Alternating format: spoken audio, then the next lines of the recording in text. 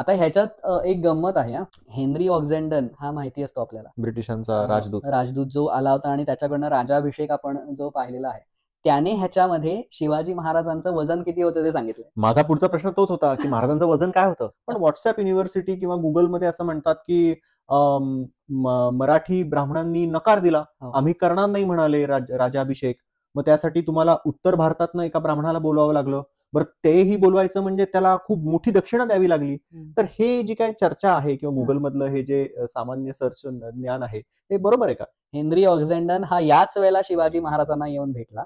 Henry ऑक्झेंडनने यावेळेला वर्णन केलंय. त्याच्या वर्णनामधनच आपल्याला शिवाजी महाराजांच्या सिंहासनाबद्दल थोड्याशा गोष्टी कळतात आणि आजूबाजूच्या थोड्याशा गोष्टी कळतात. ज्या शिवाजी महाराजांनी औरंगजेबाच्या दरबारात आग्र्यात सिंहगर्जना केली, म्हणजे त्यांच्यामध्ये किती डेअरिंग असेल याची कल्पनाच केलेली बरी आपण. केवढी हिंमत असेल त्या माणसामध्ये. अफजल खान जो शरीराने महाराजांहून एवढा स्ट्रॉंग आहे, अशा अफजल खानाचा वध करणारे शिवाजी महाराज, हे शिवाजी महाराज फक्त राजाभिषेक व्हावा यासाठी इतके लाचार होतील का? आपण या चॅनलवरनं याच्या आधीही सांगितलेलं आहे की एखादा माणूस त्याचं कर्तृत्व काय आहे ते पहा. तान्हाजी मालुसरेंनी शिवाजी महाराजांसाठी जीव दिला. काय होती बरं तान्हाजी मालुसरेंची जात? ह्याच्यात तुम्हाला रस नसला पाहिजे, कारण त्या जातीमुळे त्यांनी दिलेलं नाहीये, बलिदान केलेलं नाहीये. तर या मराठी मातीसाठी त्यांनी हे बलिदान केलेलं आहे.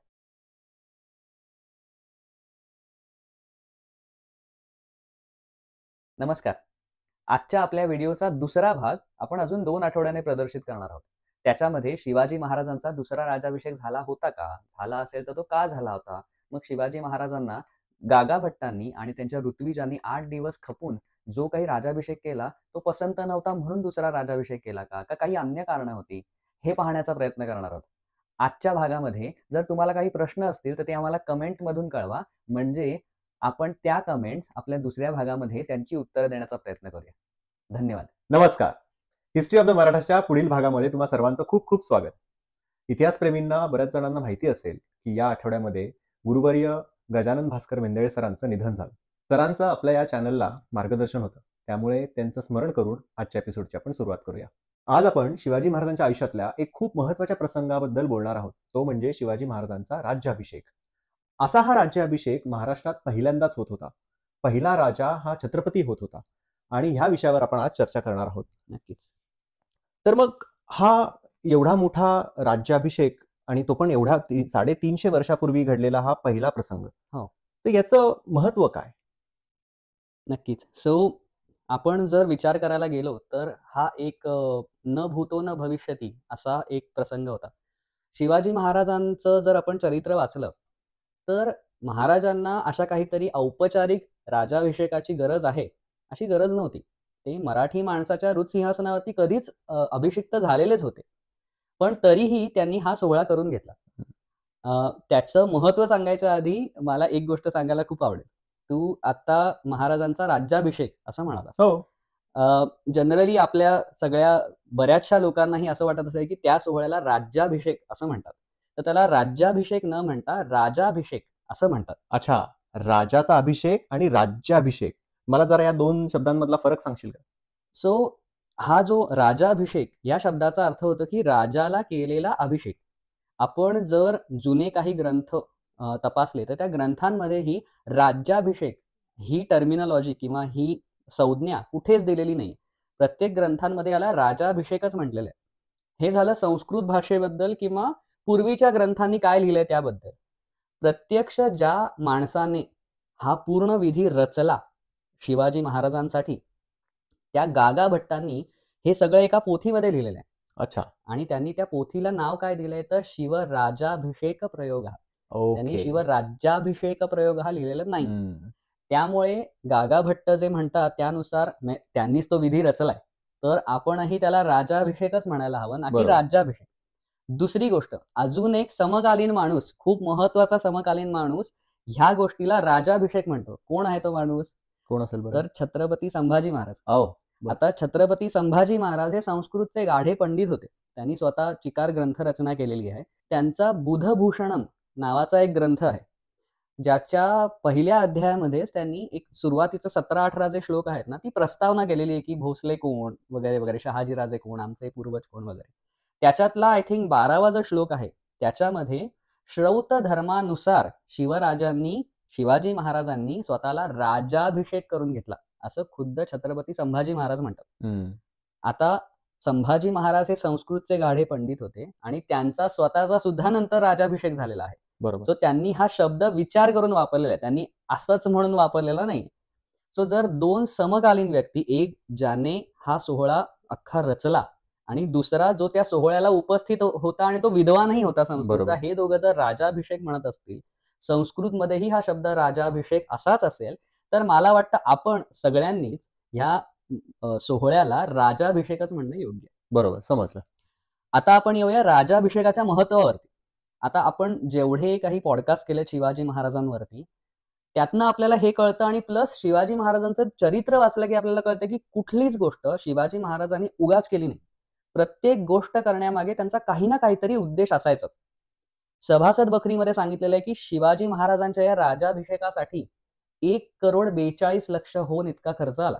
1,42,00,000 होऊन. हा, इतका खर्च आला. आता आपण थोड्याच दिवसांपूर्वी सुरतेच्या लुटीवरती एपिसोड केला होता. तिथली लूट इंग्रज म्हणतात ही जवळजवळ 1 करोड होती. याच्याहूनही जास्त पैसा खर्च करून शिवाजी महाराजांनी त्यांचा राजाभिषेक करून घेतला. आता दुसरी गोष्ट म्हणजे शिवाजी महाराजांचा हा राजाभिषेक म्हटलं की आपल्याला काय तारीख येते? 6 जून 1674, ज्या दिवशी शिवाजी महाराज हे सिंहासनाधीश्वर झाले. पण राजाभिषेक म्हणजे तोच एक दिवस का? तर नाही. अच्छा. सो राजाभिषेकाचा हा विधी 30 मे 1674 पासून सुरू झाला आणि तो 6 जूनला संपला. बरं. म्हणजे 7 ते 8 दिवस. ते 7 ते 8 दिवस मी का म्हणते ते पण आपण नंतर येऊया त्याच्यावरती. त्या विधीचा पूर्ण डिटेल आपण ज्याला अभ्यास करू त्याला आपण त्यावर येऊया. तर 7 ते 8 दिवस हा पूर्ण विधी सुरू होता. म्हणजे 7 ते 8 दिवस शिवाजी महाराज पूर्णपणे राजाभिषेकावरतीच कॉन्सन्ट्रेट करत होते. बरं, तेच 7 ते 8 दिवस नाही हा.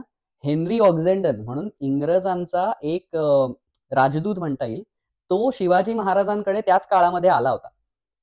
तो शिवाजी महाराजांना भेटायला रायगडाच्या पायथ्याशी, पाचड जे गाव आहे जिकडे नंतर जिजाऊ राहत असत, कारण त्यांना वरती थंड हवा मानवत नसे म्हणून त्या पायथ्याला राहत असत.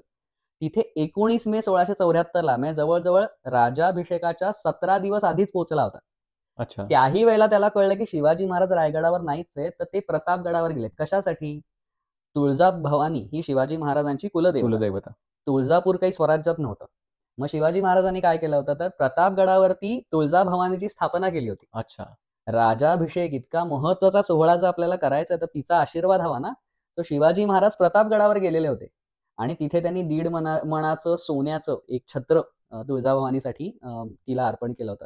सो ही सगळी पूजा अर्चा करण्यासाठी शिवाजी महाराज प्रतापगडावर गेलेत. हे 19 मेला हेनरीला कळलं. आता महाराज 19 मेलाच गेले असतील असं नाही, ते त्याच्या आधी गेले असतील. म्हणजे आधीचे 20-25 दिवस, राजाभिषेकाचे 8 दिवस, एवढे दिवस महाराज हे राज्यकारभारामध्ये त्यांना लक्ष द्यायला वेळ नव्हता. आता एवढा पैसा आणि एवढा वेळ जर एखादा शिवाजी महाराजांसारखा माणूस खर्च करत असेल, ज्यांना वेळेची एवढी महत्व आहे, अगदीच, आणि जे प्रत्येक गोष्ट विचार करून करत असत, तर त्यांनी उगाच म्हणून केलं नसेल नाही. सो त्या राजाभिषेकाला खूप महत्व आहे. ते आपण आय थिंक मी काही मुद्द्यांमधनं सांगून देण्याचा प्रयत्न करतो, त्याच्याशिवायही काही मुद्दे असू शकते.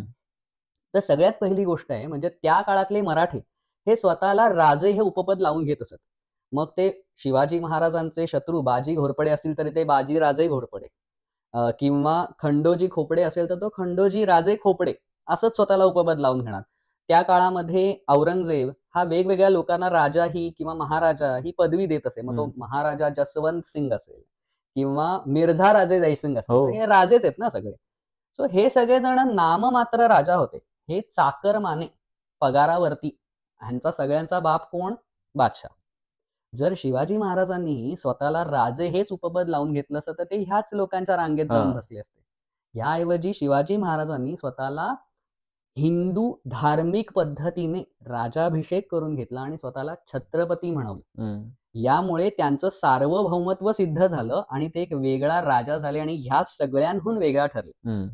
आता दुसरा महत्वाचा मुद्दा आहे की शिवाजी महाराज हे स्वतःच्या राज्याला स्वराज्य, मराठ राज्य किंवा महाराष्ट्र राज्य म्हणत असत. हे त्यांचे शब्द त्यांच्या पत्रांमधून आलेले आहेत. आता हे जे स्वराज्य शिवाजी महाराजांनी उभं केलं होतं, याच्यासाठी जी माणसं खपत होती त्यांनाही ते त्यांचं स्वतःचं राज्य त्यांच्यासाठी महाराजांनी उभं केलेलं आणि त्यांची काळजी घेणारं त्यांचं असं राज्य वाटत होतं. म्हणजे स्वराज्य हे म्हणजे माझं राज्य ही भावना प्रत्येक माणसाच्या मनामध्ये होती.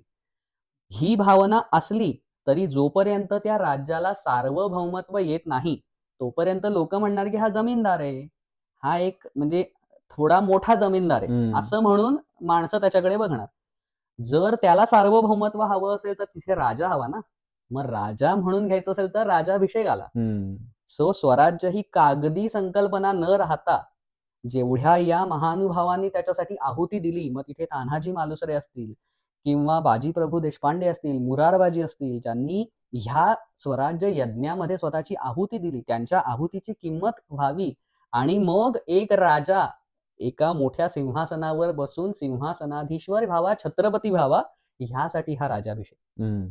ह्याच्याशिवाय एक 7व्या-8व्या शतकापासून भारतावरती इस्लामिक मुसलमानी आक्रमण व्हायला लागली. भले ती वायव्येला भारताच्या होत असतील, पण तिथून सुरुवात झाली होती. महाराष्ट्रामध्ये ही आग पोचायला पुढची 7-8 शतकं गेली. 1318ला महाराष्ट्रातलं यादवांचं साम्राज्य संपलं आणि अल्लाउद्दीन खिलजीने इथे इस्लामिक सत्ता पहिल्यांदा स्थापित केली. ह्याच्यानंतर एक विजयनगरचं राज्य हरिहर आणि बुक्कननी ज्यांनी स्थापन केलं होतं, ते एकमेव राज्य होतं जे शिवाजी महाराजांच्या जन्माच्या 65 वर्ष आधी संपलं.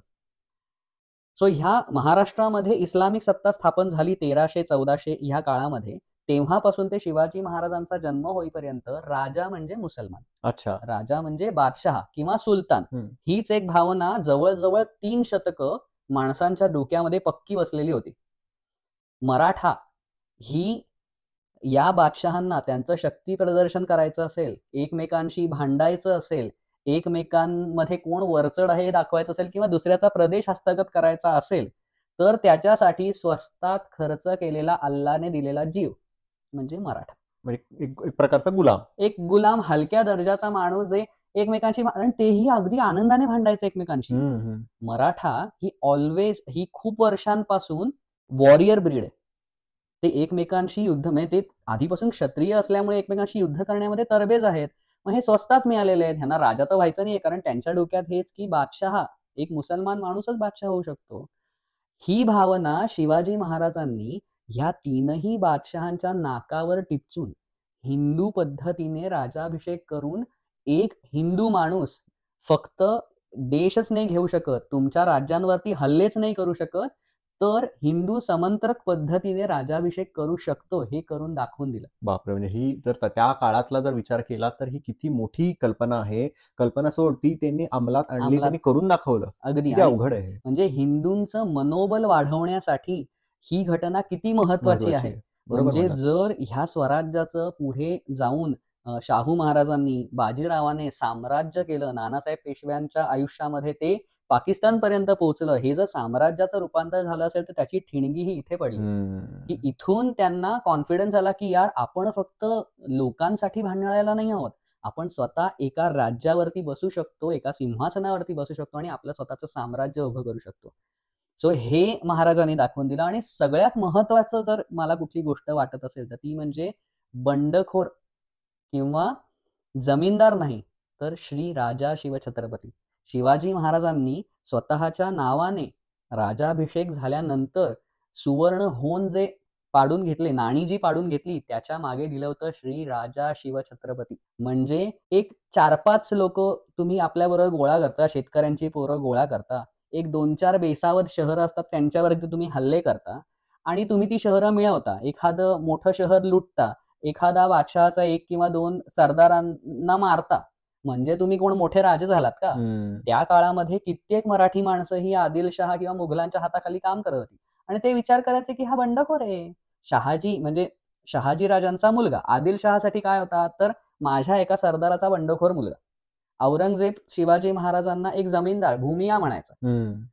ही कन्सेप्ट जर कुठे बदलायची असेल तर तुम्ही दोघंही उपस्थित असताना, तुमच्याकडे कितीही शक्ती असताना, आज मी बंडखोर नाही, 4 लोकांना जर मी एकत्र केलं असेल आणि ते म्हणतात म्हणून नाही, तर ह्या समस्त जनतेच्या वतीने मी या सिंहासनाधीश्वर होतोय आणि स्वतःचं एक राज्य उभं करतोय.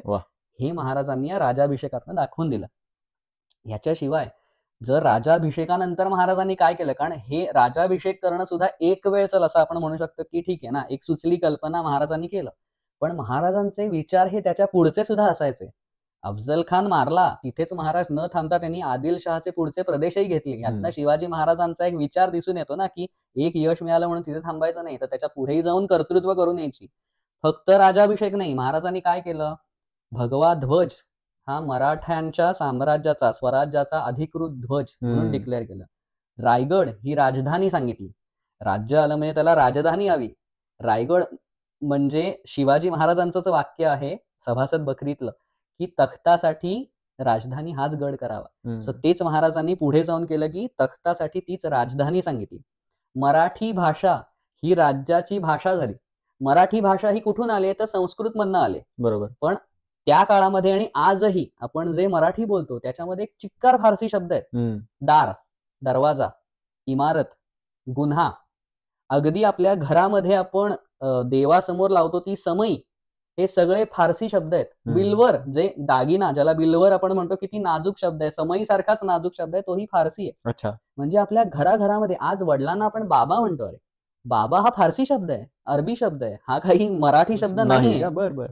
सो घराघरात शिरलेली ही फारसी जर बाहेर काढायची असेल आणि माझी मराठी भाषा जर मला माझी अधिकृत भाषा करायची असेल, तर मला त्याची सुरुवात माझ्यापासूनच करायला हवी. शिवाजी महाराजांनी याच निमित्ताने रघुनाथ पंत हणमंतेंना राज्य व्यवहार कोशाची स्थापना करायला सांगितली. म्हणजे एक कोश बनवून घेतला, ज्याच्यामध्ये 1300-1400 आय थिंक शब्द आहेत, ज्यांचं फारसी शब्दांचं, मी हे जे काही आता तुला शब्द सांगितले ना, हे त्याच्यात सुद्धा आहेत. त्या शब्दकोशात त्या शब्दकोशांमध्ये आहेत, ज्याच्यातनं आपल्याला वाचलंही कळतं की आई शपथ, समई फारसी शब्द आहे. आपण किती मनापासून समई शब्द वापरतो. आज देव्हाऱ्यात देवासमोर लावलेली समई हा फारसी शब्द आहे. मग समईला मराठी शब्द कुठला आहे? त्यांनी त्याच्यामध्ये दीप शाखा असं त्याचं नाव म्हणजे ट्रान्सलेशन केलेलं आहे, जे संस्कृत मध्ये आहे.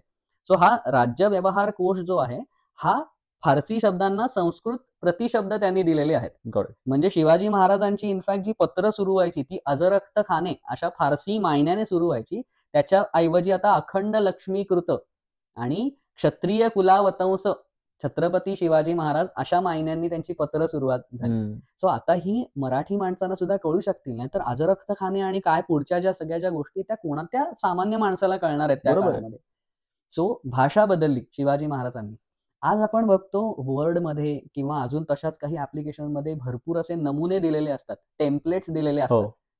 शिवाजी महाराजांनी त्यांच्या काळामध्ये हे जे पत्रांचे 78-79 नमुने होते त्यांच्या काळातले, बापरे, बाळाजी आवजी चिटणीसांना सांगितलं. तेच शिवाजी महाराजांचे हे सगळं लेखन सांभाळणारे हे बाळाजी आवजी चिटणीस होते. अच्छा. त्यांना सांगून हे 78 नमुने तयार केले, ज्याला लेखन प्रशस्ती म्हणतात. या टेम्पलेट्स तयार करून घेतल्या. आपल्याला कसं माहिती असतं की शिवाजी महाराजांनी राजाभिषेक केला, पण त्याच्याबरोबर हे सगळे टेम्पलेट्स ते मराठीमध्ये, शुद्ध मराठीमध्ये तयार करणं. पण हे कशासाठी वापरतात टेम्पलेट्स? म्हणजे एक राजा दुसऱ्या राजाशी बोलतो त्याच्यासाठीचे टेम्पलेट्स आहेत का? काही अनाउन्समेंट्स करायचे असतील त्याचे? सगळ्यासाठीच. एक ऑर्गनायझेशन जर उभी होत असेल तर त्या ऑर्गनायझेशनमध्ये कुणाला हायर करायचंय, कुणाला फायर करायचंय, टर्मिनेट करायचंय, प्रमोशन द्यायचंय, दुसऱ्या ऑर्गनायझेशनशी पत्र व्यवहार करायचा आहे, हे मी आता मॉडर्न कॉन्सेप्ट नुसार सांगतो. त्या काळामध्येही जर तुला कुठल्याही प्रकारचा एक महजर द्यायचा आहे, म्हणजे जे डिसिजन असतो किंवा निवाडा असतो तो द्यायचा आहे, तर तो ऑफिशियली तुझ्याकडे कसा येईल? ओके. सरकारकडनं एखादं पत्र लिहायचं असेल तर ते कसं येईल? शत्रूला पत्र लिहायचं असेल तर त्यात काय असलं पाहिजे? मित्राला पत्र लिहायचं असेल राजाला तर ते कसं असलं पाहिजे? ह्याच्याबरोबर जे जे काही नमुने होते, असे 78 नमुने तयार केले होते. 78 म्हणजे भरपूर आहे. आणि त्या नमुन्यांना पूर्णपणे मराठीमध्ये करणं हे शिवाजी महाराजांनी काम केलंय. म्हणजे नुसतीच राजाभिषेक करून महाराज थांबले नाहीत, त्यांनी ह्या अजून पुढच्या गोष्टी केल्या. याच्याबरोबर त्यांनी राज्याभिषेक, आता त्यांनी जे शक तयार केलं, नवीन कालगणना जी सुरू केली, त्याला त्यांनी राज्याभिषेक शक नाव दिलंय, म्हणून मी त्याला राज्याभिषेक शक असं म्हणतो. आता इथे आपण राजाभिषेक शक म्हणू नाही शकत, कारण तिथे महाराजांनी त्याला राज्याभिषेक शक असं नाव दिलेलं आहे. अच्छा. पण राजा किती मोठा बघ, त्यांना त्या शकाला पूर्वीच्या राजांनी स्वतःची नावं दिलेत, पण इथे महाराजांनी राज्याभिषेक शक असं नाव दिलेलं, स्वतःचं नाव शिवाजी शक असं नाही. एक्झॅक्टली. म्हणजे आपण पाहतो की अरे कोण कुठले ते बादशाह आणि सुलतान प्रत्येक गोष्टीला, रस्ता असेल किंवा एखादा गड असेल, त्याला स्वतःची नावं द्यायचे. इथे शिवाजी महाराज आज अधिकृत छत्रपती झाले तरी त्यांनी शकाला, नवीन कालगणनेला जे नाव दिलंय ते राज्याभिषेक शक असं दिलं. क्या बात आहे. सो अशा पद्धतीने शिवाजी महाराजांनी जो हा मोठा राजाभिषेक स्वतःचा करून घेतला, त्याच्यामध्ये एवढ्या सगळ्या गोष्टी आपल्याला दिसतात, ज्या आपल्याला काही माहिती असतात, काही माहिती नसतात, पण त्यामुळे हा राजाभिषेक महत्वाचा ठरतो. तो आता मला समजतंय की मानसिक गुलामीतनं बाहेर येण्यासाठी केलेला हा किती मोठा महाराजांचा विचार आणि त्याची अंमलबजावणी होती. वा, तू छान शब्दात मांडलंस आणि ते खरंच बरोबर आहे की मनाने तुम्ही ज्या वेळेला गुलाम होता ना, त्यावेळेला तुम्हाला त्यातनं बाहेर काढण्यासाठी एक शिवाजी जन्माला यायला लागतो आणि तो हे सगळं करून तुम्हाला दाखवतो की अरे तुमच्यात ताकद आहे, तुम्हीही माणूसच आहात, तुम्ही सुद्धा उभे राहू शकता. एखादा माणूस हा कुठल्या धर्माचा आहे म्हणून तो सतत जिंकत जाईल असं नाहीये. तुम्हीही राज्यावरती बसू शकता, राज्य करू शकता. आणि तू मगाशी म्हणलास ती ठिणगी होती, हो, ज्याचा पुढे नंतर ज्वालामुखी झाला. अगदी. आणि ते आज मागच्या वर्षी 350 वर्ष झाली त्या हो, गोष्टीला. त्या गोष्टी. आणि अजूनही आपल्याला किती अभिमान आहे त्या गोष्टीचा. आपण आता गेल्याच आठवड्यामध्ये आयफोन नवीन रिलीज झाला तर त्या ऑरेंज कलरसाठी मारामारी. तो आता आपल्याला वाटतो हा हिंदू अगदी, धर्माचा भगवा भगवा ध्वज. ध्वज. अगदी. त्यामुळे ह्या रंगाचं, ह्या ध्वजाचं, ह्या सर्व गोष्टी ज्या आता तू म्हणालास, एका राजाचा अभिषेक, त्या मराठी जनतेचा, स्वराज्याचा, त्याच्यासाठी तू आता केलेलं तू जे काय आता आपल्याला उदाहरणं दिलीस, मग तो राजधानी असेल, ध्वज असेल, रंग असेल, त्याचं आता महत्व आपल्याला जास्त व्यवस्थित समजतंय. सो आता येऊया आपण ऍक्च्युअल राज्याभिषेकाकडे. हो. तर आता साहजिक आहे, महाराष्ट्राचा राजा, त्याच्यानंतर मग असा आपण विचार करूया की मग हा राज्याभिषेक करणारे जे ब्राह्मण असतील ते तर मराठी ब्राह्मण असले पाहिजेत. पण व्हॉट्सअप युनिव्हर्सिटी किंवा गुगलमध्ये असं म्हणतात की मराठी ब्राह्मणांनी नकार दिला, आम्ही करणार नाही म्हणाले राज्याभिषेक. मग त्यासाठी तुम्हाला उत्तर भारतातनं एका ब्राह्मणाला बोलवावं लागलं. बरं, तेही बोलवायचं म्हणजे त्याला खूप मोठी दक्षिणा द्यावी लागली. तर हे जी काय चर्चा आहे किंवा गुगलमधलं हे जे सामान्य सर्च ज्ञान आहे, हे बरोबर आहे का? छान. तू भरपूर रिसर्च केलायस विराज आजच्या ह्या सगळ्या विषयाचा. ह्या सगळ्या विषयाकडे आपण स्टेप बाय स्टेप येऊया आणि काय गैरसमज आहेत आणि ते खरंच गैरसमज आहेत का, ऐतिहासिक संदर्भ आहेत का ह्या गोष्टीला, हे आपण सगळं बघूया. आता ज्या मनुष्याने हा सगळा राजाभिषेकाचा विधी रचला त्यांचं नाव गागा भट्ट. गागा भट्ट. हो, गागा भट्ट. तर हे जे गागा भट्ट आहेत हे काशीला राहत होते. ह्यांच्यावरती वामन पांडुरंग काणे यांनी 1930 साली जवळ 100 वर्षांपूर्वी एक लेख लिहिला संदर्भांसहित. गागा भट्टांच्या पूर्वजांनी जे काही ग्रंथ रचना केलेली होती किंवा गाधी वंशानुचरित असा एक ग्रंथ आहे, हा सगळा ग्रंथ वगैरे वाचून संदर्भांसहित पांडुरंग काणे होते, त्यांनी एक मोठा लेख लिहिलेला आहे. आणि तो संदर्भांसहित असल्यामुळे आता त्या लेखाचा आधार घेऊन आपण गागा भट्ट कोण होते आणि मग हे उत्तर भारतातनं त्यांना उत्तर भारतीय ब्राह्मण बोलवावा लागला, मराठी ब्राह्मणांनी विरोध केला वगैरे वगैरे, एक एक जे आरोप केले जातात त्या आरोपांचं एक एक करून आपण परीक्षण करूया की कितपत खरे आहेत आणि कितपत खोटे. सो आता आपण जे काय चर्चा करणार आहोत त्याचा संदर्भ आहे पांडुरंग वामन काणे यांनी लिहिलेला ससंदर्भ लेख. बरं. सो गागा भट्ट जे होते ते काशीला राहणारे होते आणि काशीला म्हणजेच वाराणसीला राहणारे असल्यामुळे कित्येक जणांना वाटतं की हे उत्तर भारतातले होते, उत्तर भारतीय होते. आणि जे तू मगाशी म्हणालास तसं मराठी ब्राह्मणांनी पूर्णपणे नकार दिला की शिवाजी महाराज हे काही जातीने शूद्रच आहेत, त्याच्यामुळे आम्ही त्यांचा राजाभिषेक करणारच नाही असं वगैरे म्हटल्यामुळे मग शिवाजी महाराजांना शेवटी गागा भट्टांना उत्तर भारतीय माणसाला बोलवावं लागलं, त्यांना सुद्धा खूप दक्षिणा वगैरे द्यायला लागली. असं काय काय ह्या गोष्टी सतत चालू असतात. सो गागा भट्ट जे होते ह्या पूर्ण लेखानुसार आपल्याला कळतं की सगळ्यात पहिले म्हणजे ते मराठी देशस्थ ऋग्वेदी ब्राह्मण होते. अच्छा, ते मराठीच होते. हो. गागा भट्टांच्या पणजोबांचे वडील म्हणजे खापर पणजोबा शुद्ध शब्दामध्ये रामेश्वर भट्ट हे पैठणला राहत असत. आपण जे विजयनगरचं साम्राज्य, हिंदू साम्राज्य मगाशी म्हटलं, त्या विजयनगरच्या साम्राज्यात सुद्धा रामेश्वर भट्ट काही काम करत होते. आणि मग अखेर महाराष्ट्रातल्या एकूणच मुसलमानी सत्तांच्या जाचाला कंटाळून त्यांनी जे पैठण सोडलं ते तिकडेच जाऊन स्थायिक झाले, काशीलाच. त्यांचा मुलगा नारायण भट्ट हा ह्या सगळ्या भट्ट घराण्यामध्ये प्रचंड फेमस होता. आपल्याला गागा भट्ट हेच फेमस वाटतात कारण त्यांनी शिवाजी महाराजांचा राजाभिषेक केला. हे सगळेच जे भट्ट कुटुंबातले लोक होते ह्यांनी खूप ग्रंथ रचना केली. म्हणजे त्यांच्या ग्रंथांची नावं ही त्या काण्यांनी त्यांच्या त्या लेखामध्ये दिलेली आहेत. सो नारायण भट्ट जे होते त्यांनी काशी विश्वेश्वराची स्थापना केली होती. काशी विश्वेश्वराचं मंदिर हे औरंगजेबाने 1670 मध्ये शिवाजी महाराजांच्या काळात पाडलं. हे पहिल्यांदा पाडलेलं नाही, त्याच्या पूर्वी सुद्धा इस्लामिक राज्यकर्त्यांनी काशी विश्वेश्वराचं मंदिर खूप वेळा पाडलेलं आहे. सो त्या काळामध्ये नारायण भट्टांच्या काळामध्ये जे काशी विश्वेश्वराचं मंदिर पाडलं होतं त्याची पुनर्स्थापना ही नारायण भट्टांनी केली. ही किती मोठी गोष्ट आहे. ही खूप मोठी गोष्ट आहे आणि त्यासाठी त्यांना नंतर मंत्र जागरणाच्या वेळेला अग्रपूजेचा म्हणजे पहिली पूजा करण्याचा मान हा भट्ट कुटुंबाला आजही मिळतो. बर. सो हे नारायण भट्ट अशा वंशामध्ये पुढे गागा भट्ट आलेले आहेत. गागा भट्टांचं खरं नाव हे विश्वेश्वर भट्ट, म्हणजे विश्वेश्वर हे त्यांचं खरं नाव आणि त्यांना त्यांचे वडील, त्यांच्या वडिलांचं नाव दिनकर, त्यांच्या वडिलांनी दिनकरोद्योत नावाचा एक ग्रंथ रचलाय. त्या ग्रंथाला पूर्ण नंतर गागा भट्टांनी केलं कारण त्यांचे वडील आधीच निवर्तले. त्या ग्रंथामध्ये खुद्द गागा भट्टांनी लिहिलेलं आहे की माझे वडील मला प्रेमाने गागा म्हणत असत आणि मग तेच नाव पुढे जनमानसामध्ये प्रचलित झालं आणि आज त्यांना विश्वेश्वरात हे काशी विश्वेश्वरावरनच त्यांचं नाव ठेवलेलं आहे की विश्वेश्वर भट्ट. ते नाव प्रचलित न होता गागा भट्ट हे नाव आजकाल सगळ्यांमध्ये आलेलं. आता त्या काळामध्ये आपण जर पाहिलं तर महाराष्ट्रामध्ये आपण म्हणतो अभूतपूर्व न भूतो न भविष्यती असा हा सोहळा झालेला आहे. त्याच्या आधी कित्येक शतकं महाराष्ट्रामध्ये राजाभिषेकाचा विधीच झालेला नाहीये. खुद्द गागा भट्ट ह्यांचा व्यासंग ह्या सगळ्या शास्त्रांमध्ये इतका मोठा असूनही त्यांना रिसर्चसाठी वेळ घ्यावा लागला आणि मग ह्या राजाभिषेकाची पूर्ण त्यांना मालिका, ते कसा सोहळा असला पाहिजे त्याची रचना करायला लागली. कारण गेल्या अनेक वर्ष अनेक शतकात ती कोणी केलंच नाही. तर महाराष्ट्रातल्या ब्राह्मणांना ही माहिती कुठून असणार, कारण महाराष्ट्रात तर कोणाचे राजाभिषेक झालेच नाही कित्येक शतकात.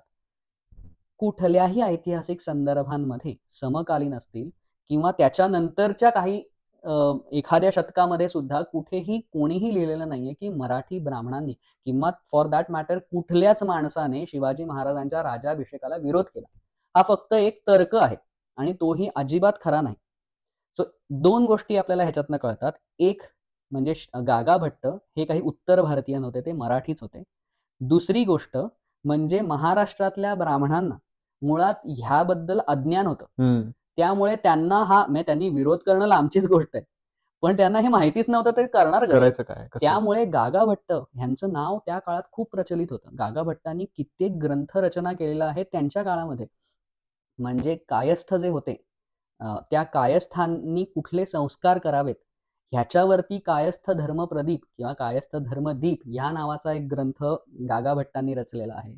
त्याच्यानंतर त्यांनी आपले जे 16 संस्कार असतात त्याला सुज्ञान दुर्गोदय अशा नावाचा, हे 16 संस्कार आपल्याकडे बारसं करतात किंवा पाचवीची पूजा असते, मुंज केली जाते, लग्न असतं, सोडमुंज असतं, जे काही सगळे संस्कार होतात असे जे 16 महत्वाचे संस्कार आहेत त्याची माहिती देणारा एक ग्रंथ गागा भट्टांनी रचलेला आहे. शिवाजी महाराजांनी गागा भट्टांना विनंती केली त्यांच्या राजाभिषेकानंतर की एक ग्रंथ कुमारिल भट्ट नावाचे एक ब्राह्मण होते, ते लिहिण्याचा प्रयत्न करत होते, पण पुन्हा एकदा त्यांचं निधन झाल्यामुळे मग तो काही ग्रंथ पूर्ण झाला नाही. तोही ग्रंथ पूर्ण करण्यासाठी शिवाजी महाराजांनी गागा भट्टांना विनंती केली आणि त्याच्यातनं त्या ग्रंथाचं नाव बदलून शिवार्कोदय असं त्याला नाव देऊन शिवाजी महाराजांची महती सांगणारा असा ग्रंथ गागा भट्टांनी रचलेला आहे. सो एवढा सगळा गागा भट्टांचा व्यासंग असल्यामुळे ते हा राजाभिषेकाचा सोहळा व्यवस्थित उभा करू शकतील आणि पूर्णही पाडू शकतील ह्याबद्दल खुद्द शिवाजी महाराजांनाही गॅरंटी असावी. आता दुसरा मुद्दा तू म्हटलंस की त्यांना भरपूर दक्षिणा देऊन बोलवायला लागलं. त्याचा सुद्धा हा आरोप सुद्धा त्याचं खंडन कसं होतं ते आपल्याला पुन्हा ऐतिहासिक संदर्भांमधनं दिसून येतं. आता आपल्याला वाटतं की ठीक आहे, गागा भट हे खूप हुशार, त्यांचं व्यासंग मोठा होता, पण ते कुठे शिवाजी महाराजांना ओळखत होते. मग महाराजांना त्यांना विनंती करायला लागली असे की येता का आणि हे करता का वगैरे. आपण थोडे मागे जाऊया 11 वर्ष. 1663 गागा भट्टांना महाराष्ट्रामध्ये शेणवी जातीच्या संबंधातनं एक निर्णय देण्यासाठी बोलावलेलं होतं. आता ह्याच्यातनंच कळून येतं की गागा भट्ट जे होते ते आपले सत्यनारायण पूजा सांगणारे आणि लग्न लावणारे असे नुसते छोटे ब्राह्मण नव्हते. ह्या निर्णयाच्या शेवटी गागा भट्टांनी काय जोडलं असेल? शिवप्रशस्ती. प्रशस्तीचा अर्थ ते एखाद्याचं कौतुक करणं. शिवाजी महाराजांचं कौतुक करणारं एक पत्र हे या निर्णयाच्या शेवटी 11 वर्षांपूर्वी, राजाभिषेक 1674 झाला, 1663 म्हणजे 11 वर्ष आधीच गागा भट्टांनी शिवाजी महाराजांची प्रशस्ती करणारं एक शिवप्रशस्ती त्या निर्णयाला जोडलेली आहे.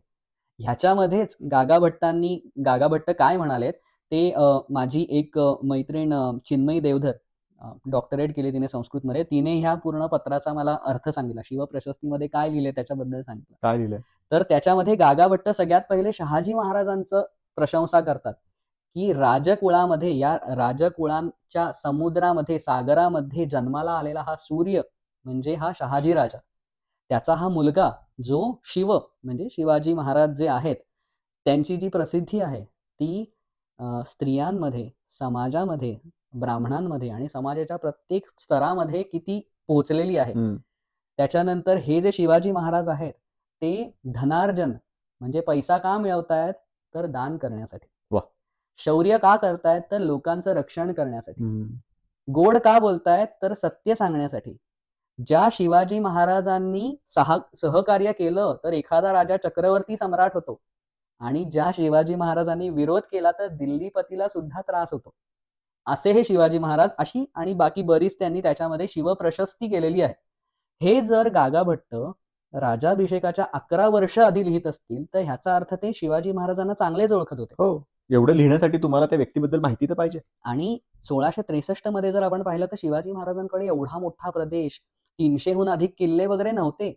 पण शिवाजी महाराजांच्या सान्निध्यात गागा भट्टांसारखा हिंदू धर्माभिमानी माणूस आला असेल आणि त्यांना महाराजांचे जर विचार कळले असतील आणि त्यामुळे ते महाराजांकडे आकर्षित झाले असतील, त्या इम्प्रेस झाले असतील की इतका मोठा माणूस काहीतरी करण्याची तयारी करतोय, तर त्यात काही नवल नाहीये. महाराजांचं वर्तनच असं होतं की ते समोरच्या माणसावरती भुरळ पाडायचेच.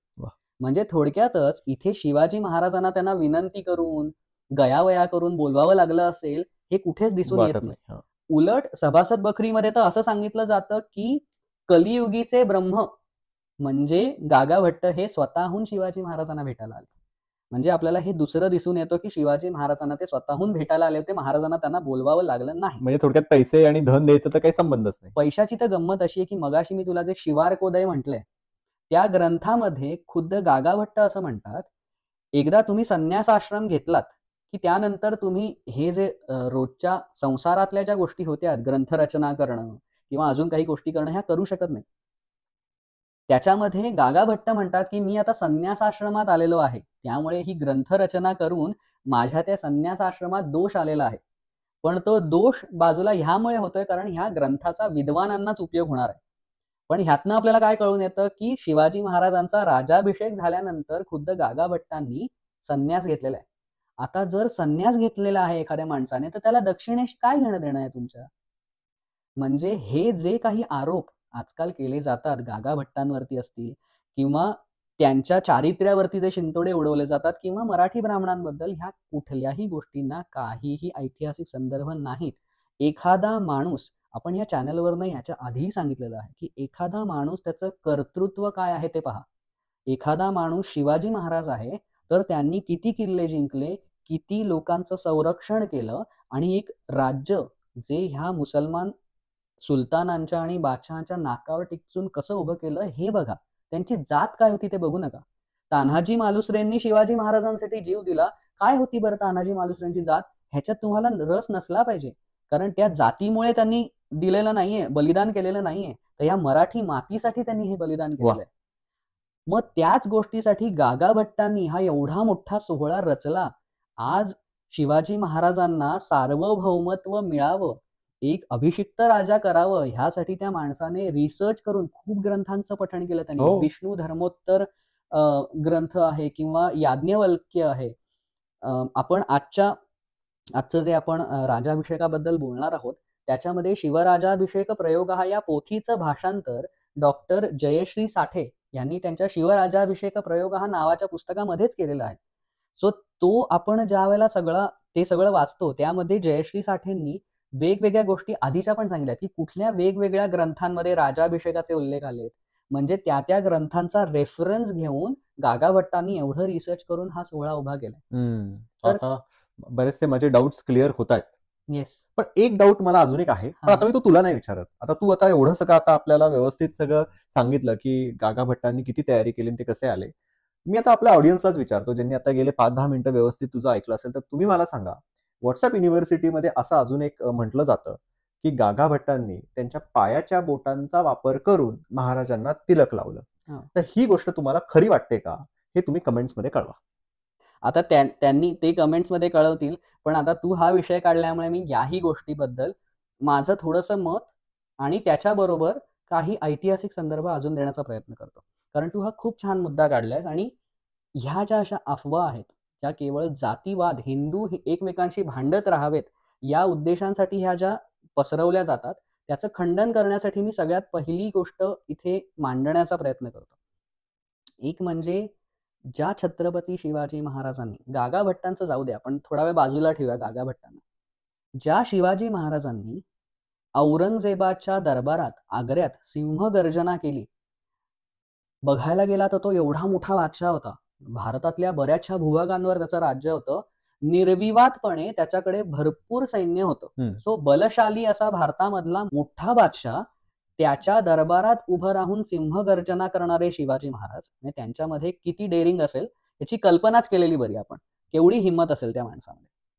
अफजल खान, जो शरीराने महाराजांहून एवढा स्ट्रॉंग आहे, अशा अफजल खानाचा वध करणारे शिवाजी महाराज, हे शिवाजी महाराज फक्त राजाभिषेक व्हावा यासाठी इतके लाचार होतील का, की त्यांना कोणी गागा भट्टांनी उद्या सांगितलं की हा धार्मिक विधी आहे, हा मी माझ्या पायाच्या अंगठ्याने तुला तिलक करेन, महाराज इतके लाचार होते की ते म्हणतील चालेल चालेल करा, पण पंत मला ना तुम्हीच राजाभिषेक करा, असं म्हणतील महाराज. म्हणजे आज ही अफवा पसरवताना आपण शिवाजी महाराजांची किती बदनामी करतोय, ही फक्त ह्या अफवा पसरवणाऱ्यांनी आधी विचार करावा. ही अफवा ऐकणाऱ्यांना तू आता प्रश्न विचारलेला आहेसच, त्यामुळे खरंच जे शिवाजी महाराजांना ओळखतात, गागा भट्टांना ओळखत नाही ठीक आहे, मला असं काहीच म्हणणं नाही, पण शिवाजी महाराजांना तर तुम्ही ओळखता, मग विचार करा की शिवाजी महाराज ह्यासाठी तयार होतील का. ठीक आहे, ह्याच्याशिवाय मी 2 उत्तम उदाहरणं देतो आणि मग आपण गागा भट्ट असे जाती मानणारे आणि जातींवरनं दाखवून देणारे ब्राह्मण होते का ह्याचं आपण परीक्षण करूया पुन्हा एकदा. शिवराजाभिषेक प्रयोग हा जो डॉक्टर जयश्री साठेंनी पोथीचं शब्द भाषांतरित केलेलं आहे मराठीमध्ये, हे पुस्तक उपलब्ध आहे, तुम्ही विकत घेऊन तुम्हीही खात्री करू शकता. सो कुठल्या भाषा होती आणि मग त्याला मराठीमध्ये रूपांतर केलं? गागा भट्टांनी हा सगळा सोहळा संस्कृतमध्ये रचला होता आणि त्याची एक पोथी तयार केलेली आहे, शिवराजाभिषेक प्रयोग हा. आणि ही बिकानेरला ही पोथी होती. जयश्री मॅडमनी तिकडे जाऊन त्याचा शब्द लिहून आणला, कारण बिकानेरच्या जिथे ती पोथी उपलब्ध आहे त्यांनी ती स्कॅन करायची परवानगी दिली नाही, त्यामुळे त्यांना तो एक एक शब्द त्यांनी लिहून आणला आणि मग त्याचं भाषांतर केलं. त्या संस्कृतमधनं त्यांनी डॉक्टरेट केलेलं आहे, त्यामुळे अधिकृत भाषांतर आहे असं आपण म्हणू शकतो. ह्या सगळ्या पोथीमध्ये वाचून झाल्यानंतर मला कुठेही हा सोहळा दिसला नाही ज्यात गागा भट्ट अभिमानाने सांगतायत की मी मराठ्यांच्या राजाला माझ्या पायाने तिलक केला. कारण जर गागा भट्टांनी हा विधी करून घेतला असता तर त्यांना त्या काळात अभिमान वाटला असतो ना, अरे मराठ्यांच्या राजाला मी पायाने तिलक केला, असा कुठेही गोष्ट लिहिलेली नाही, त्यामुळे हा सोहळा कुठेही झालेला नाही, ही पहिली गोष्ट. दुसरी गोष्ट, आपण असं म्हणून, म्हणजे शिवाजी महाराज हे जातीने शूद्र होते असं म्हणून गागा भट्टांनी हा विधी केला असं सांगितलं जातं. गागा भट्टांनी जो राजाभिषेकाचा सोहळा केलाय तो विधीचं वाचलास ना विराज, त्यात तुला कळून येईल त्यांनी 3 ठिकाणी शूद्रांना राजांच्या राजाभिषेकामध्ये इन्व्हॉल्व्ह करून घेतलंय. बर. राजांच्या डोक्यावरती ब्राह्मणाने राजाभिषेकाच्या दरम्यान ब्राह्मणाने तूप, क्षत्रियाने दूध, वैश्याने दही ह्यांचा अभिषेक केला, तसा शूद्राने पाण्याने अभिषेक केलेला आहे. राजांनी ज्या ऋत्विजांना निवडलं, ऋत्विज म्हणजे ते जे यज्ञ करतात, तो यज्ञ करणाऱ्यांबरोबरच ज्या अजून माणसांना निवडलं त्यांना अमात्य असं म्हणतात, त्या अमात्यांमध्ये ही गागा भट्टांनी शूद्रांची निवड केलेली आहे. अच्छा. त्या शूद्रांनी मधुपर्क आणि कंकण बांधणं हे 2 विधी असतात. मधुपर्क म्हणजे थोडक्यात तुझ्या घरी जो कोणीतरी मोठा माणूस आला तर तू त्याचं मध देऊन स्वागत करतोस, मग ते मध, दही अशा बऱ्याच गोष्टी त्याच्यामध्ये, सातूचं पीठ असंही येतं. सो हे मधुपर्क देऊन जे तुम्ही स्वागत केलं जातं ते मधुपर्क त्या जो कोणी येतो त्या माणसाला ते पूर्ण संपत नाही, मग तो मधुपर्क ब्राह्मण आणि शूद्रांना द्यावा असं म्हटलेलं आहे, ते फक्त ब्राह्मणांना द्यावा असं म्हटलेलं नाहीये. तिसरी गोष्ट म्हणजे हे जे अमात्य निवडलेले होते त्यांनी एक कंकण बांधायचं असतं राजाला, ते कंकण बांधण्यामध्ये सुद्धा शूद्रांनी कंकण बांधावं असं सांगितलेलं आहे. अच्छा. याच्याशिवाय महाराजांना ज्यांनी औक्षण केलं त्या स्त्रियांमध्ये 4ही वर्णांच्या स्त्रिया होत्या. सो फक्त 4ही वर्णांमधल्या पुरुषांचाच नाही तर स्त्रियांचा सुद्धा गागा भट्टांनी सर्वसमावेशक असा राजाभिषेक केलेला आहे. आणि अशा माणसाबद्दल जर आपण असं म्हणत असू की ह्याच माणसाने शूद्र म्हणून शिवाजी महाराजांचा राज्याभिषेक करायला भरपूर दक्षिणा घेतली किंवा त्यांचा पायानेच तिलक केला, तर ह्या सगळ्या अफवांच्या पलीकडे जाऊन आपण हे जातीजातींमधले भेद विसरून चांगल्या माणसांना त्यांच्या कर्तृत्वाने चांगलं म्हणावं आणि वाईट माणसांना त्यांच्या कर्तृत्वाने वाईट म्हणावं. अगदी बरोबर आहे. आता आपण येऊया ह्या ऍक्च्युअल सोहळ्याकडे. सो हा सोहळा तू जसं म्हणालास की ऍक्च्युअल ते 7-8 दिवस जे होते त्याच्या हो. आधी पण खूप तयारी होती. तो आता जरा तू आम्हाला जरा एक चित्र रंगवू शकशील का, की काय झालं, पहिल्या दिवशी काय झालं, दुसऱ्या दिवशी काय झालं, हो. एवढे दिवस का लागले? नक्कीच, चालेल. सो आपण हा सगळा राज्याभिषेकाचा जो विधी आहे तो मी आता संक्षिप्त करून सांगण्याचा प्रयत्न करतो. पुन्हा एकदा मला सगळ्यांना अजून विनंती करायची आहे, हा सोहळा आपण ऐतिहासिक संदर्भांमधून बघतोय की तो कसा होता. हा सोहळाच श्रेष्ठ होता किंवा हा सोहळाच कनिष्ठ होता? ही श्रद्धा आहे का अंधश्रद्धा आहे? हे चांगलं का वाईट ह्याचे निर्णय हे सगळे व्ह्युअर्सने स्वतःचे स्वतः घ्यावे. आमचं ह्याबद्दल काहीही म्हणणं नाही. आम्हाला ह्यामध्ये कुठल्या जातीला ना मोठं करायचंय ना कुठल्या जातीला कनिष्ठ हे दाखवायचंय. पण हा राज्याभिषेक सोहळा कसा झाला हे ऐतिहासिक संदर्भांनुसार मला सांगायचं. सो आता ह्या सोहळ्याची जी काही सुरुवात झाली त्याच्यामध्ये जे काही गोष्टी केल्या गेल्या त्या का केल्या गेल्या हे सुद्धा मी सांगण्याचा प्रयत्न करतो. आज अगदी साधी अरे आपल्याकडे सत्यनारायणाची पूजा होते किंवा गणपती बसवतो आपण घरी. त्याला आपण गणपतीला आधी बोलावतो, त्याची पाद्यपूजा करतो, त्याला खायला प्यायला देतो, पंचामृत देतो. हे सगळं जे आपण करतो हे कधी करतो हेच आपल्याला कळत नाही. आपल्याला कोणीतरी ब्राह्मण सांगतो हो, गुरुजी सांगतात करतो, आणि आजकाल तर गुरुजी नसतात, आपण कॅसेट लावलेली असते किंवा मोबाईलवर चालू अगदी असतं आणि आपण ते ते करतो. करतो. आपल्याला त्याच्या मागची लॉजिक्स कळत नाही. आणि हा सगळा सोहळा जो आहे ना हिंदू धर्मामध्ये वैदिक पद्धतींमध्ये खूप विचार करून त्याची रचना केलेली असते. सो मी माझ्या बालबुद्धीला त्याचे जेवढे काही लॉजिक्स कळले ते सांगण्याचा प्रयत्न करतो. आता ही सगळी पूजा कधी करायची ह्याचा विचार करण्यासाठी आधी तुला एक योग्य वेळ निवडायला हवा. ह्याच्यासाठी वेगवेगळे ग्रंथ आपण त्यांचे संदर्भ स्क्रीनवरती देऊया. त्या ग्रंथांमधनं गागा भट्टांनी शोधून सगळ्यात पहिली गोष्ट म्हणजे राजाला ना विष्णू म्हटलेलं आहे. तू बघितलंस तर ह्याच्या मागे पण लॉजिक आहे. ब्रह्म हा सगळी सृष्टी निर्माण करतो. निर्माता. विष्णू हे सगळ्यांचं पालन करतो आणि पालन करतो. शंकर जो आहे हे लोकांना संपवण्याचं किंवा सृष्टीला संपवण्याचं काम करतो. विष्णू हा जगाचा पालक आणि राजाही जगाचा पालक. त्यामुळे राजाला विष्णू स्वरूप म्हटलेलं आहे. समजलं. चातुर्मास ज्यावेळेला सुरू होतो, आषाढ, श्रावण, भाद्रपद, अश्विन आणि थोडासा कार्तिक मधला काही भाग, हे जे चातुर्मास आहे त्याला विष्णू शयन काल असं म्हटलं जातं. म्हणजे त्या काळामध्ये विष्णू शयन करतो म्हणजे आराम करत आराम असतो करा. असं म्हटलं जातं. त्यामुळे आणि हे येतं दक्षिणायनामध्ये. चातुर्मास हा दक्षिणायन म्हणजे ज्यावेळेला सूर्य हा दक्षिणेला जातो. जायला लागतो त्यावेळेला. त्यामुळे दक्षिणायनामध्ये राज्याभिषेक करू नये कारण त्यावेळेला विष्णू शयन अवस्थेत असतो आणि राजा हा विष्णूचाच जर रूप आहे तर त्यावेळेला करण्यात अर्थ नाही. आणि पर्जन्य काळ असेल त्या काळात करू नये. तसंच नवमी किंवा मंगळवार या दिवशी सुद्धा राज्याभिषेकाचा विधी करू नये.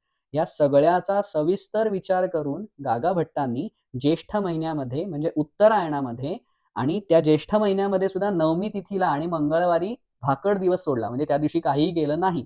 2 जून हा भाकड दिवस येतो. तो सोडून उरलेल्या दिवसांमध्ये राज्याभिषेकाचा विधी केला. म्हणून ते 7 आणि 8 असं तू म्हणत होतास का? एक्झॅक्टली. आणि 7 आणि 8 का म्हणायचं ते पण मी सांगतो. ते कुठल्या अजून एका विधीला धरून 8 दिवस आणि तो विधीचा धरला नाही कारण त्याचा आणि राज्याभिषेकाचा तसा काही संबंध नाही. सो त्याला जर धरलं नाही तर 7 दिवस. ते पण मी आता सांगतो कसं आहे. सो हे झालं की कुठला वेळ तुला ठरवायचा आहे. बरोबर. आता आपण राज्याभिषेकाच्या विधीकडे येऊया. राज्याभिषेक हा क्षत्रियाचा होतो. क्षत्रिय, वैश्य आणि ब्राह्मण या 3 वर्णांना त्यांची मुंज करायची असते. त्याचा उपनयन विधी करायचा असतो. हे गरजेचं असतं. शिवाजी महाराज आणि त्यांच्या आधीच्या बऱ्याच पिढ्यांमध्ये ते क्षत्रिय असूनही ही मुंज उपनयन विधी केला गेलेला नव्हता. अच्छा. आता ह्याच्याशिवायच महाराजांची लग्न झालेली होती आणि त्यांना संततीही प्राप्त झालेली होती. मग आता हे सगळे विवाह रद्द समजायचे का? म्हणजे राज्याभिषेक करायचा तर शिवाजी महाराजांच्या बायकांवरती गदा आली. कुठे राज्याभिषेक करायला गेले आणि आमचं लग्न मोडलं.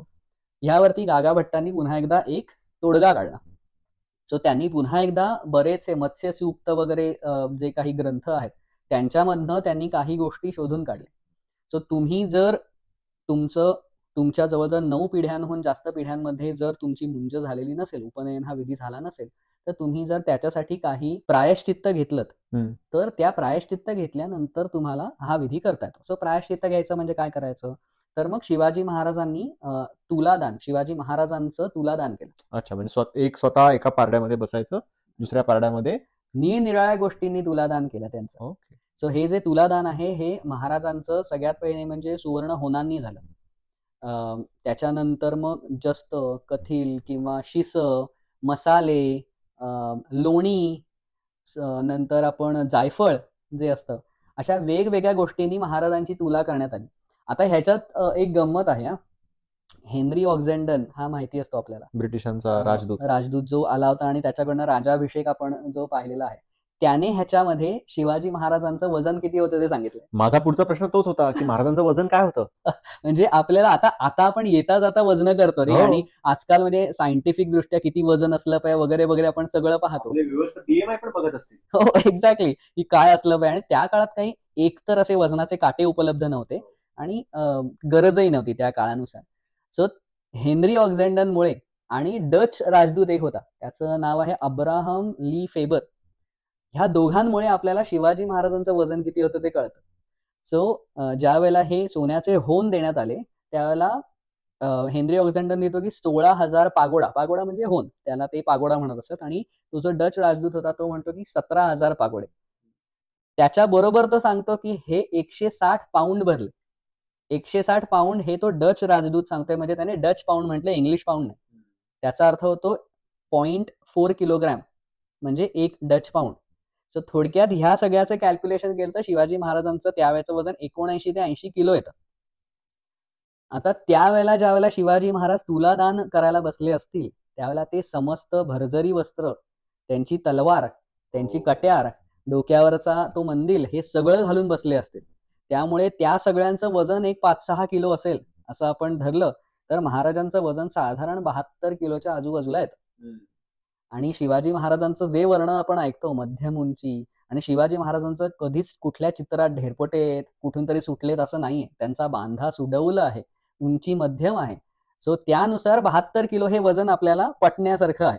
सो 1674ला म्हणजे 44व्या वर्षी शिवाजी महाराजांचं वजन 72 किलोच्या आजूबाजूला होतं. हे थँक्स टू हेनरी ऑक्झेंडन आणि आपला डच राजदूत.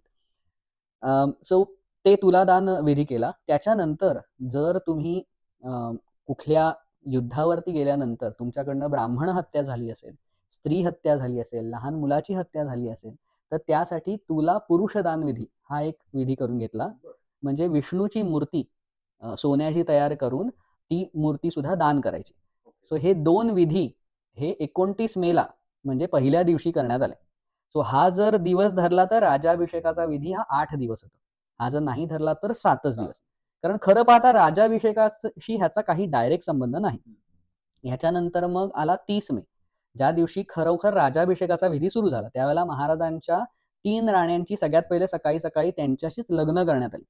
कारण आता महाराजांचं उपनयन झालेलं होतं, मुंज झालेली होती. सो त्याच्यानंतर मग ते गृहस्थाश्रमात म्हणजे त्यांचं लग्न झालं. कारण हा पूर्ण जो राजाभिषेकाचा विधी असतो हा सपत्नीक करायचा असतो. त्यामुळे तुमची पत्नी आणि त्यात पट्टराणी हवी राजाला. त्यामुळे मग सोयराबाईंना पट्टराणी निवडलं आणि त्यांच्याशी त्यांचं लग्न केलं. याच्यानंतर मग त्यांनी राजाभिषेकाचे मुख्य विधी सुरू केले. मग त्या दिवशी त्यांनी कुठले कुठले विधी केले तर सगळ्यात पहिले त्यांनी गणेश पूजन केलं. कुठलंही कार्य त्याची सुरुवात करायची असेल तर गणेशाला वंदन करण्याची गरज आहे. त्याच्यानंतर मग त्यांनी मातृका पूजन केलं. पुन्हा एकदा तू विचार करशील तर मातृका म्हणजे आई.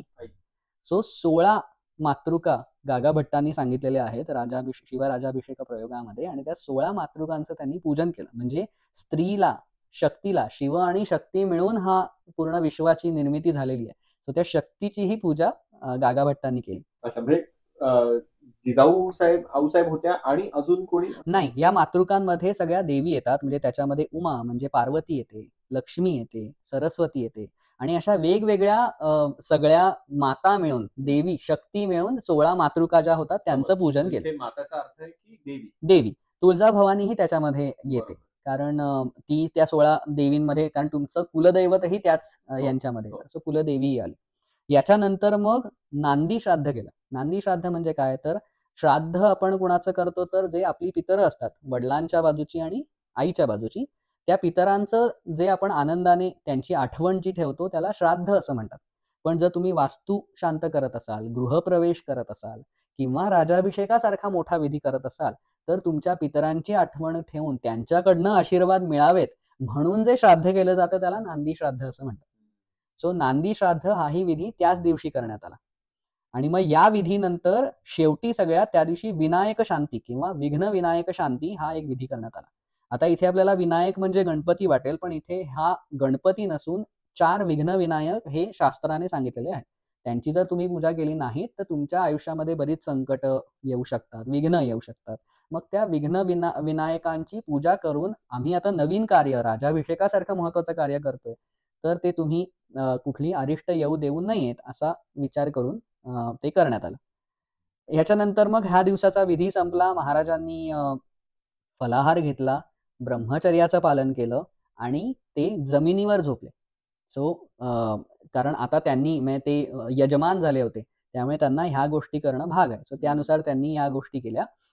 दुसऱ्या दिवशी 31 मेला 1 जून आणि 5 जून या 3 दिवसांना ऐंद्री शांती करण्यात आली. आता ऐंद्री शांती म्हणजे काय, तर इंद्र हा देवांचा राजा आहे, त्यामुळे राजाला ह्या देवांच्या राजाकडनं आशीर्वाद मिळावेत म्हणून इंद्र आणि इंद्राणी म्हणजे त्याची शक्ती ह्या दोघांची पूजा करून त्यांची शांती केली जाते, त्यांना ऐंद्री शांती असं म्हणतात. तो हा ऐंद्री शांतीचा विधी त्या 3 दिवसांना वेगवेगळ्या दिवसांना करण्यात आला.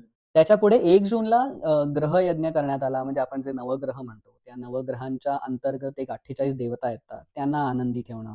नक्षत्र शांती केली, म्हणजे जी 28 नक्षत्र जी आहेत त्या नक्षत्रांचे पण आशीर्वाद महाराजांना मिळावेत त्याच्यासाठी जे केलं जातं ते. हे आपण आता पटापट ते पुढे पुढे जातोय, कारण ह्या सगळ्या पूजांच्या अजून डिटेल्समध्ये जाण्यात काहीच अर्थ नाही, पण त्यांची काय कारणं होती ती समजून घेण्यासारखी आहेत. 2 जून मी मगाशी म्हटलं तसं तो नवमी तिथी आणि मंगळवार हा दिवस असल्यामुळे तो दिवस भाकड गेला. म्हणजे त्या दिवशी राजाभिषेकाशी रिलेटेड काहीच गोष्टी करण्यात आल्या नाहीत. सो 3 जूनला पुन्हा एकदा ऐंद्री शांतीचाच विधी कंटिन्यू करण्यात आला. 4 जूनला निरुती याग करण्यात आला. निरुती याग म्हणजे सो निरुती याग म्हणजे निरुती ही नैऋत्य दिशेला असणारी एक क्रूर देवता आहे अशी आपल्या वेदांमध्ये नोंद केलेली आहे. सो ही क्रूर देवता असल्यामुळे जेवढ्या काही दुष्ट गोष्टी अनिष्ट गोष्टी घडतात त्या ह्या देवतेमुळे घडतात असा एक समज आहे. बरोबर. आणि मग तिला शांत करण्यात यावं, महाराजांना कुठलाही करणी प्रयोग बाहेरची बाधा या गोष्टी होऊ नयेत म्हणून हा निरुती याग केला जातो. हा गावाबाहेर केला जातो, कारण ही क्रूर देवता आहे, भूतांची किंवा राक्षसांची आहे, त्यामुळे तो गावाबाहेर जाऊन ती गोष्ट केली जाते. त्यावेळेला महाराजांनी कृष्ण वस्त्र म्हणजे काळी वस्त्र, काळी फुलं, त्याला दाखवण्यात येणारे नैवेद्य सुद्धा असे मदिरा आणि अशा वेगळ्या वेगळ्या विचित्र प्रकारचे असतात. ती देवता ही गाढवावर बसलेली असते. सो अशा प्रकारचे ते निरुती याग त्यावेळेला करण्यात आला. हा निरुती याग करून झाल्यानंतर पुन्हा एकदा महाराजांनी स्नान केलं आणि मग शुक्ल म्हणजे पांढरी वस्त्र परिधान करून पुन्हा एकदा गणेश पूजन, पुण्याह वाचन ह्या गोष्टी त्या दिवशी सुद्धा केल्या. सो हा एक निरुती याग झाला. याच्यानंतर मग येतो 5 जून आणि 6 जून असं ते दोन्ही एकत्र. सो 5 जूनला ऐंद्री शांती सगळ्यात पहिले संपवण्यात आली आणि मग मुख्य राजाभिषेकाचा विधी इथून सुरू झाला. राजाभिषेकाचा जो विधी होता तो 3 टप्प्यात केला. सगळ्यात पहिला म्हणजे अभिषेक विधी, ज्याच्यामध्ये महाराजांना अभिषेक केला गेला. दुसरं म्हणजे सिंहासनारोहण म्हणजे सिंहासनावर बसणं आणि तिसरं म्हणजे राजदर्शन. मग आता जो अभिषेकाचा विधी करण्यात आला त्याच्यामध्ये मी मगाशी म्हटल्याप्रमाणे महाराजांना वेगवेगळी अत्तर लावून, वेगवेगळी चूर्ण लावून, वेगवेगळ्या प्रकारची उटणी लावून त्यांना वेगवेगळ्या गोष्टींनी अभिषेक करण्यात आला.